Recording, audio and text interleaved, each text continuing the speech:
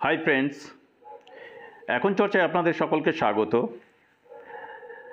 গতকাল 22শে নভেম্বর নবান্ন থেকে 2025 সালে সরকারি কর্মচারীদের জন্য ছুটির তালিকা প্রকাশিত হয়েছে। আর সেই ছুটির তালিকা থেকে আগামী বছর পুজোর জন্য কদিন ছুটি পাওয়া যাবে সেটি আমি দেখছিলাম। তো দেখলাম যে প্রায় 21 দিন ছুটি টানা থাকছে আগামী বছর। কোন কোন দিন ছুটি আমরা একবার একটু দেখে নিই। আগামী বছর চতুর্থী পড়েছে 26শে সেপ্টেম্বর শুক্রবার, এবং এই 26শে সেপ্টেম্বর থেকে টানা ছুটি চলে যাচ্ছে প্রায় 28শে অক্টোবর পর্যন্ত। কিভাবে ছুটি অ্যারেঞ্জ করা হয়েছে আমি এক নজরে আপনাদের সামনে তুলে ধরছি।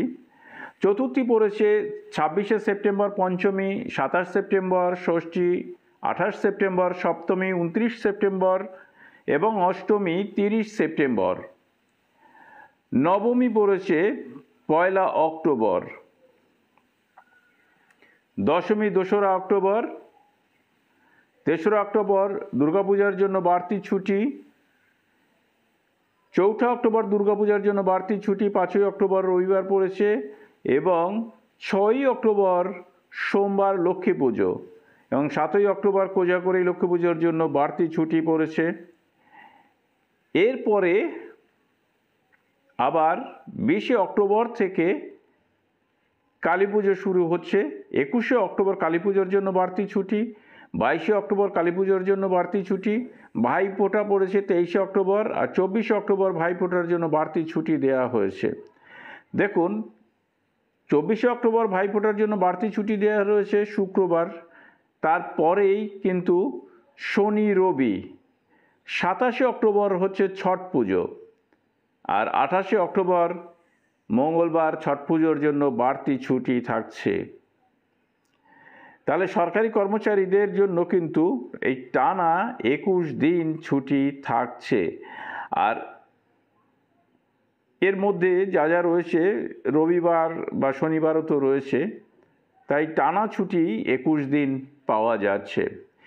স্কুলের ক্ষেত্রটা একটু আলাদা হতে পারে, হয়তো সেখানে আরও বাড়তি ছুটি থাকলেও থাকতে পারে। তো যতক্ষণ পর্যন্ত না এডুকেশন দপ্তর থেকে ছুটির লিস্ট বেরোচ্ছে ততক্ষণ সে বিষয়ে কনফার্ম করা যাচ্ছে না। তবে এই ছুটিগুলো তো স্কুলের জন্য প্রাপ্য রয়েছেই। কালী পুজোর আগে যে কদিন ছুটি খোলা রয়েছে অফিস, সেই কদিনও স্কুলের জন্য ছুটি থাকে কি না সেটি শিক্ষা দপ্তর থেকে নোটিশ বেরোনোর পর জানা যাবে, যেহেতু এটি নবান্নর অর্থ দপ্তর থেকে এই নোটিশটি বেরিয়েছে। সকলকে ধন্যবাদ জানিয়ে শেষ করছি। ভালো থাকবেন, সুস্থ থাকবেন।